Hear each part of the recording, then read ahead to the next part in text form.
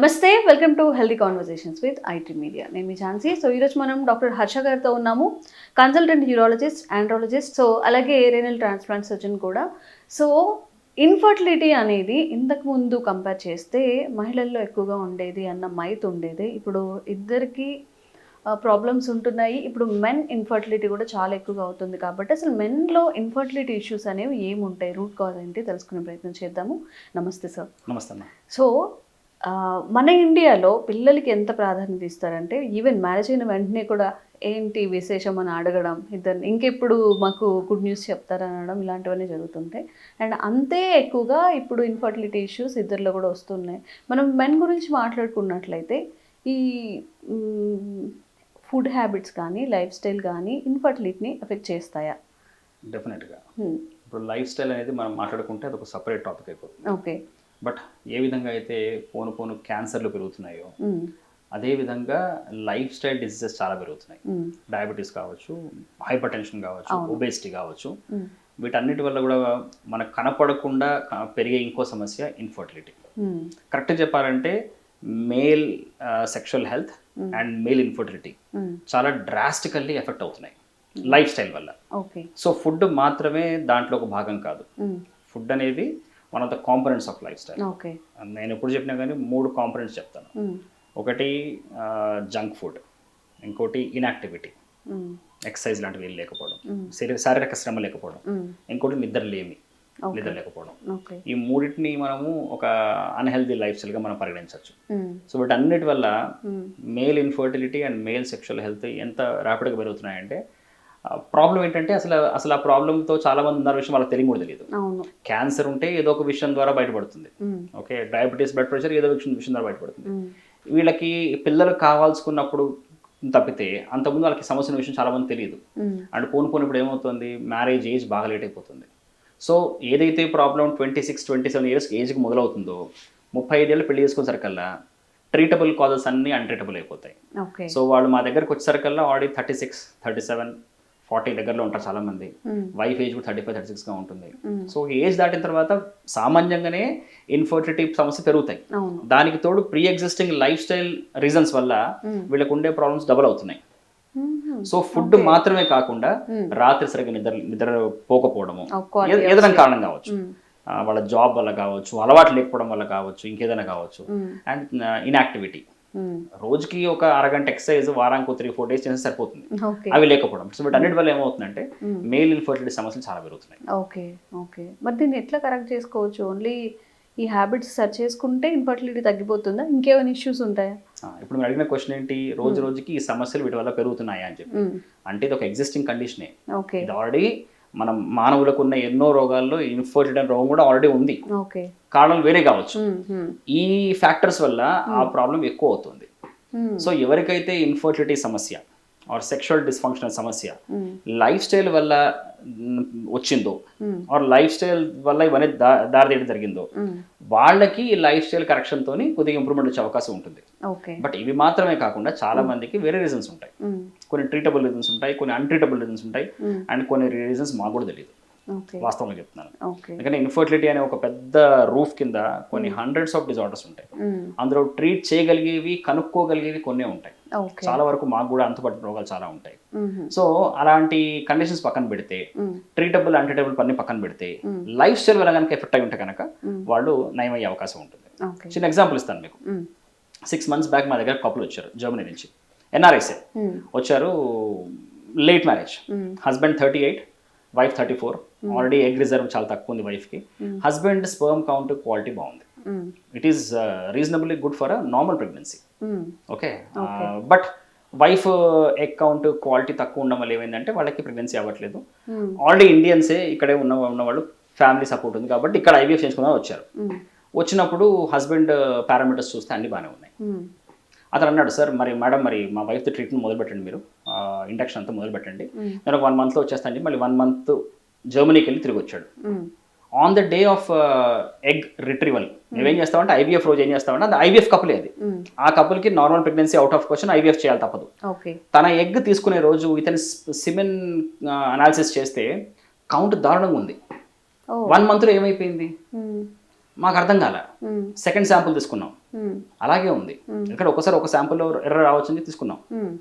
కూర్చోబెట్టి కనుక్కుంటే తెలిసింది ఏంటంటే ఈ 1 monthలో ట్రెమెండస్ స్ట్రెస్కి గురయ్యి డైలీ సోనా బాతులు ఆ స్పాలు వాటికి వెళ్ళి విపరీతమైన హీట్లో ఉండడం వల్ల ఆ హీట్ వల్ల కూడా స్పర్మ్ కౌంట్ స్పర్మ్ క్వాలిటీ పడిపోయింది.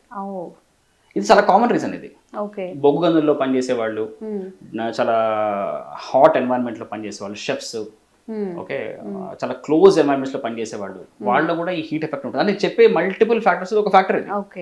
కొంతమంది పాపం ఉద్యోగం వల్ల కావచ్చు, అలవాటు వల్ల కావచ్చు, ఇంకేదైనా అంటే ఇంట్లో ఒకళ్ళే ఉంటున్నారు, వండుకోవడానికి టైం లేదు, డైలీ జంక్ ఫుడ్, ఆ టైంకి ఏదో దొరికితే తినేయడం, బయట ఫుడ్ వల్ల కావచ్చు. ఇంకోటి గ్రేవ్ యార్డ్ షిఫ్ట్స్, కొత్తగా విన్నాను నేను నా క్లయింట్స్ ద్వారా. నైట్ 11 PM నుంచి మార్నింగ్ 8 AM దాకా షిఫ్ట్. 9-10 hours వాళ్ళు మెలకుగా ఉంటారు. సో రాత్రి నిద్ర ఉండదు, నెక్స్ట్ డే మార్నింగ్ నిద్రపోతారు. మార్నింగ్ స్లీప్ ఎప్పటికీ నైట్ స్లీప్ కంపన్సేషన్ కాదు, రెండు పూర్తిగా వేరే వేరే మెకానిజమ్స్. నైట్ స్లీప్ లో మీ బాడీ రిపేర్ అవుతుంది, మీ బాడీకి కావాల్సిన హార్మోన్స్ అన్ని మళ్ళీ నార్మలైజ్ అవుతాయి, మళ్ళీ అవన్నీ అక్యుములేట్ అయ్యి మీ ప్రాపర్ ఫంక్షనింగ్ కి ఉపయోగపడతాయి, మెటబాలిజం బాగుంటుంది, సిస్టమ్స్ అన్ని ప్రాపర్ స్ట్రీమ్ లైన్ లో ఉంటాయి. డే స్లీప్ లో first of all sleep adequate గా ఉంటుంది, మీరు ఎంత బాగా పడుకున్నా కానీ ఏవో డిస్టర్బెన్స్లు ఉంటాయి, మన బాడీ కూడా బయాలజికల్ క్లాక్ సెట్ అవ్వదు కాబట్టి మీరు సరిగ్గా నిద్రపోలేరు. దానికి తోడు అంత 7-8 hours స్లీప్ మీకు మార్నింగ్ పూట ఎప్పుడు రాదు మీకు. సో మీరు ఏదో మేము పడుకొని కంపన్సేట్ చేస్తాం అనుకుంటారు కానీ చేయలేరు. దానికి తోడు మళ్ళీ మన జీవనశైలి వల్ల ఎక్సర్సైజ్ చేయలేకపోవడం, ఏదో ఒక వర్కౌట్ చేయలేకపోవడం, సో వీటన్నిటి వల్ల ఎగ్జిస్టింగ్ ప్రాబ్లమ్స్ కూడా యాంప్లిఫై అవుతున్నాయి, కొత్త కేసులు ఎక్కువ అవుతున్నాయి. So definitely life style reason అయితే ఉంటుంది, అంటే ఓకే దీనికి కూడా ఎఫెక్ట్ అవుతుంది అనేది. అంటే మేడం మళ్ళీ చెప్తున్నా కదా, ఆండ్రాలజీలో male sexual health and male ఇన్ఫర్టిలిటీలో అదొక సబ్ స్పెషాలిటీ, అది మా యూరాలజీలోనే అదొక సబ్ స్పెషాలిటీ.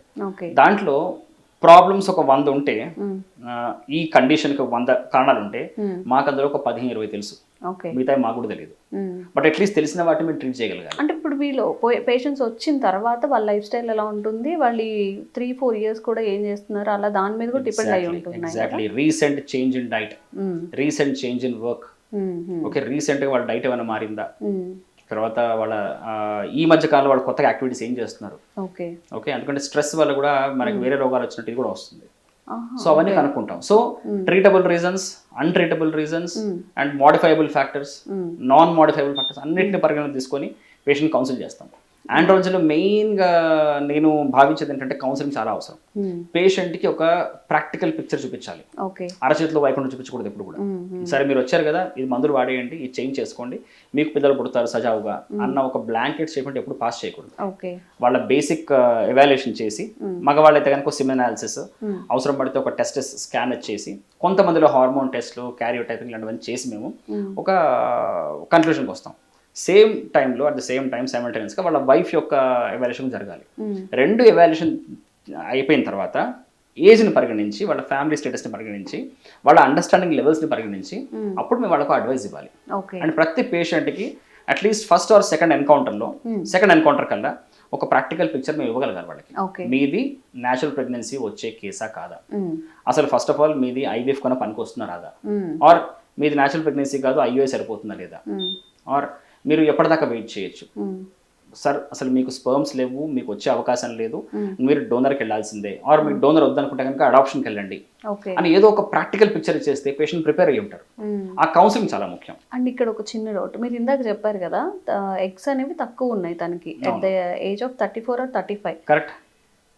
ఇప్పుడు ఈ స్పర్మ్ కౌంట్ అనేది ఏంటి, 0 స్పర్మ్ కౌంట్ అంటే ఇప్పుడు ఎగ్స్ అంటే తెలుస్తుంది తనకి యూట్రస్లోనో ఓవరీస్లో ఉంటాయి, 0 స్పర్మ్ కౌంట్ అంటే అసలు వీర్య కణాలు అసలు ఉండవు. ఓకే, అదొక మళ్ళీ సెపరేట్ ప్రాబ్లం అది.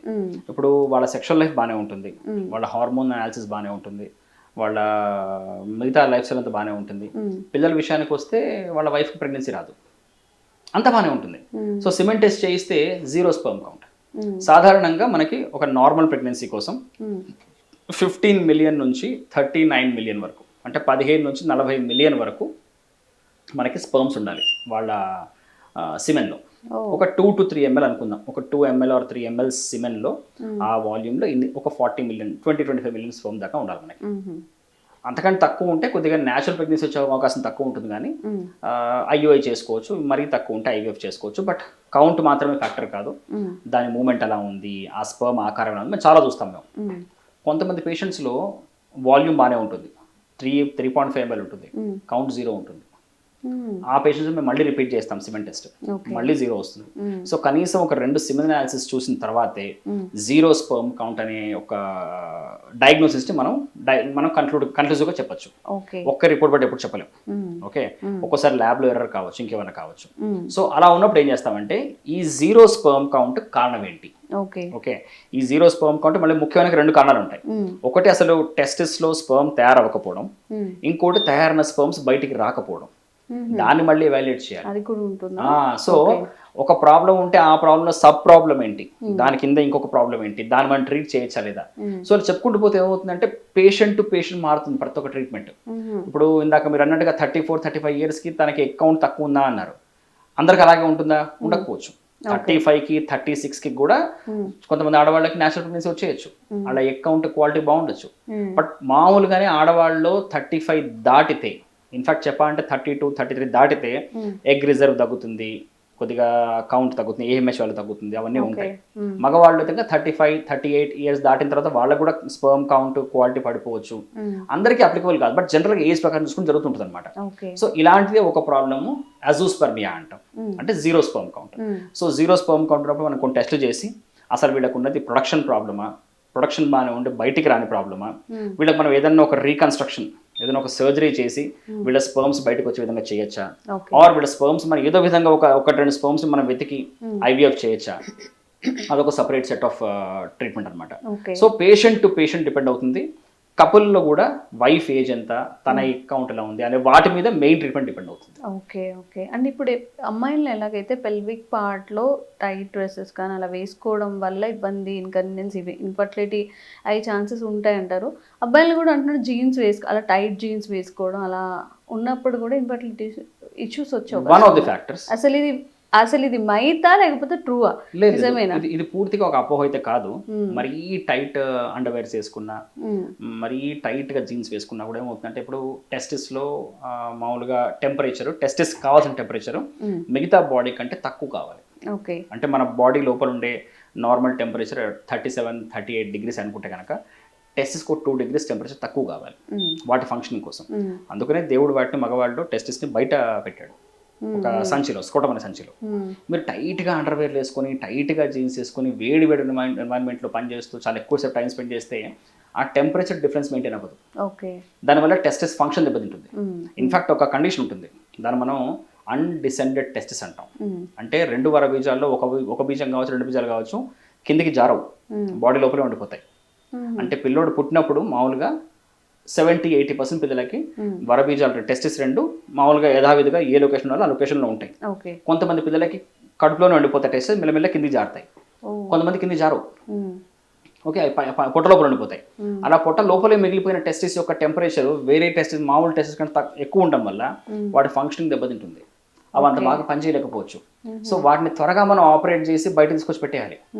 లేకపోతే ఆ టెస్టిస్ పాడైపోయి అది పనిచేయకపోవడమే కాకుండా అలాంటి టెస్టిస్లో ఫ్యూచర్లో క్యాన్సర్ వచ్చే అవకాశం కూడా ఉంటుంది.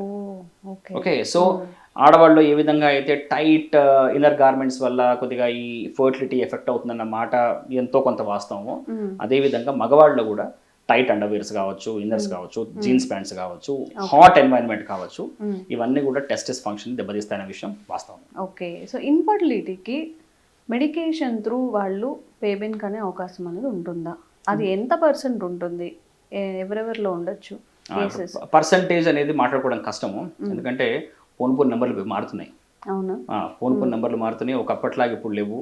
ఒకప్పుడు ఈ పర్సంటేజ్ ప్రాబ్లం పేషెంట్స్కి ఈ ప్రాబ్లం అనుకుంటే ఇప్పుడు అదే ప్రాబ్లం ఎక్కువ మంది కనపడుతుంది, అండ్ ఎక్కువ మంది పర్సంటేజ్ పేషెంట్స్కి చాలా ప్రాబ్లమ్స్ కనపడుతున్నాయి.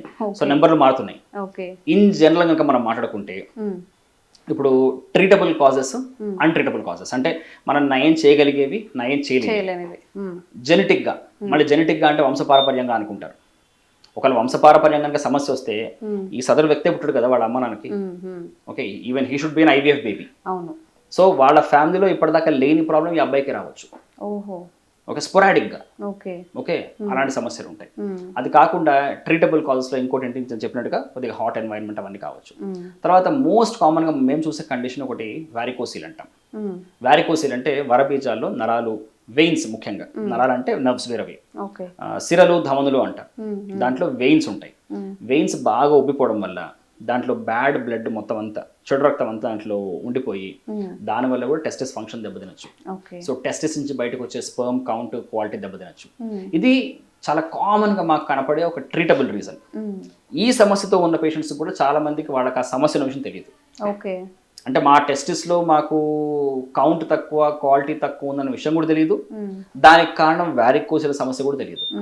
పిల్లలు పుట్టట్లేదు చాలా కాలంగా, 4 ఏళ్ళు అయిపోయింది పెళ్ళి అయ్యి, సరే డాక్టర్ని కలుద్దాం పదా అని వెళ్ళినప్పుడు అప్పుడు సిమెంట్ టెస్ట్ ద్వారా, టెస్టిస్ స్కాన్ ద్వారా బయటపడ్డమే కానీ చాలా మంది సమస్య ఉండదు. దానివల్ల వాళ్ళు అంటారు, సార్ నాకు ఇప్పటిదాకా నొప్పి లేదు, ఏం లేదు. నొప్పి అనేది ఒక కంప్లైంట్ అవ్వాల్సిన అవసరం లేదు. అంటే నొప్పి వస్తేనే డాక్టర్ దగ్గరికి వెళ్ళాలి అనేది చాలా మంది అపోహ. చాలా సమస్యలకు అసలు నొప్పులే ఉండవు. అంతెందుకు కిడ్నీ ఫెయిలియర్ పేషెంట్స్, మా దగ్గరకు వచ్చే కిడ్నీ ఫెయిలియర్ పేషెంట్స్, ట్రాన్స్ప్లాంట్ అవసరం పడే పేషెంట్స్, చాలా young patients, 30, 32, 35 years, software engineer ఉంటాడు, ఒక టీచర్ ఉంటారు, డాక్టర్ ఉంటారు, వారు ఏదో మామూలు జోన్ చేసుకుంటూ ఉంటారు.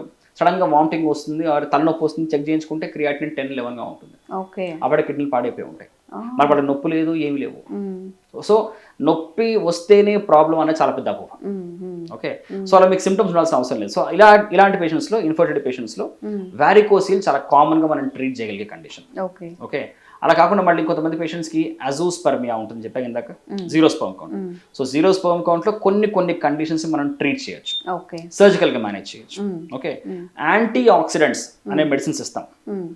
అంటే మన బాడీలో ప్రతిరోజు ఫ్రీ ఆక్సిజన్ రాడికల్స్ తయారవుతూ ఉంటాయి. అంటే మనం తినే ఆహారం వల్ల కావచ్చు, మన మెటబాలిజం వల్ల కావచ్చు, కొన్ని రాడికల్స్ తయారవుతూ ఉంటాయి. వాటి వల్లే మన ఏజింగ్ అవుతుంది, వాటి వల్లే మన పాత సెల్స్ చచ్చిపోతాయి, మన కొత్త సెల్స్ పుడుతూ ఉంటాయి. అదొక రెపరేటివ్ ప్రాసెస్ అది.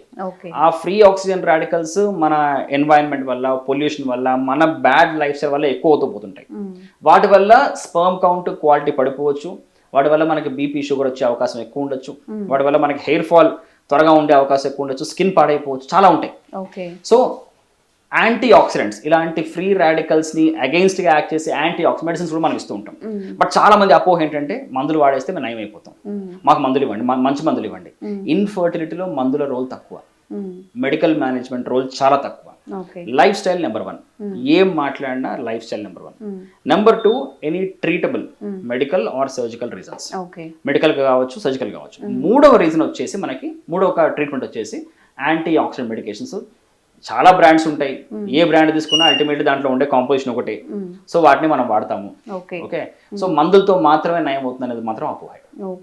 ఓకే. అండ్ కానీ తెలుసుకోవాల్సింది చాలా ఉంది. ఈ పర్టికులర్ ఈ విషయం వల్లనే ఇన్ఫర్టిలిటీ వస్తుంది, లేకపోతే ఈ హ్యాబిట్స్ వల్లనే వస్తుంది అనేది లేదు. కాబట్టి కరెక్ట్, బోలెడన్ ఉన్నాయి ఇంకా డిస్కస్ చేయడానికి. మనం ఇంకా ముందు వీడియోలో ఇంకా తెలుసుకుందాము. అండ్ మీకు కూడా ఏదైనా డౌట్స్ ఉన్నా కానీ హర్ష సార్ని కన్సల్ట్ అవ్వచ్చు.